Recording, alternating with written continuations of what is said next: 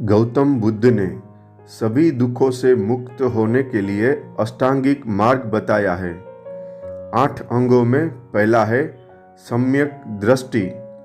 जो है वही देखना, जैसा है वैसा ही देखना, अन्यथा न करना, कोई कामना, कोई वासना, कोई धारणा को बीच में न लाना। दूसरा है सम्यक संकल्प। जिद को, हठ को संकल्प मत समझ लेना। जिद तो अहंकार है, संकल्प में कोई अहंकार नहीं होता। हठ और संकल्प में यही फर्क है। हठ में असली बात अहंकार की है। आदमी कहता है ऐसा करके दिखाऊंगा, क्या कर रहा है इसकी बहुत फिक्र नहीं है। यह असम्यक संकल्प है। बुद्ध कहते हैं सम्यक संकल्प का अर्थ होता है जो करने योग्य है वह करना, और जो करने योग्य है उस पर पूरा जीवन लगा देना। तीसरा है सम्यक वाणी। जो है वही कहना, जैसा है वैसा ही कहना, अन्यथा नहीं, बदल कर नहीं, ऊपर कुछ भीतर कुछ, ऐसा नहीं। झूठे पाखंड अपने आसपास खड़े मत करना। सम्यक वाणी का अर्थ होता है धीरे धीरे सभी अर्थों में, दृष्टि में, संकल्प में, वाणी में, हृदय की अंतरतम अवस्था को झलकने देना। चौथा है सम्यक कर्मांत।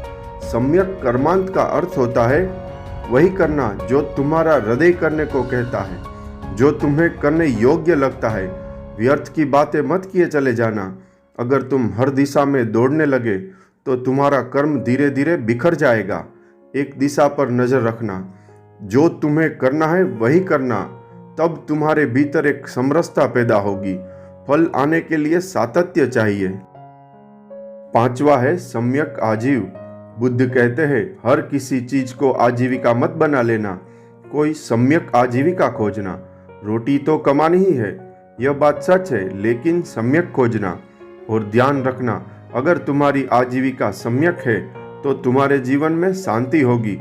सम्यक आजीविका अर्थ है ऐसी कुछ आजीविका चुनना जो सृजनात्मक हो, विध्वंसात्मक न हो।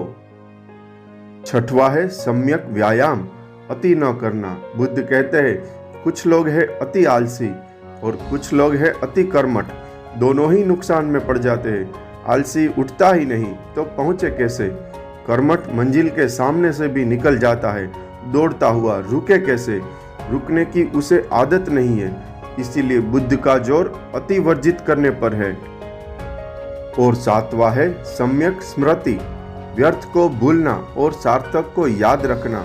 हम अक्सर उल्टा करते हैं, सार्थक को तो भूल जाते हैं, व्यर्थ को याद रखते हैं। जीवन में जो भी बहुमूल्य है उसको तो बिसार देते हैं। सबसे बहुमूल्य तो हमारी चेतना है, उसको तो हम बिल्कुल बिसार कर बैठ गए हैं। और तिजोरी में कितने रुपए हैं हमें पता है, लेकिन हमारे भीतर कौन बैठा है यह हमें पता नहीं है। और आठवां है सम्यक समाधि। बुद्ध समाधि में भी कहते हैं सम्यक, क्योंकि ऐसी भी समाधियां है जो सम्यक नहीं है।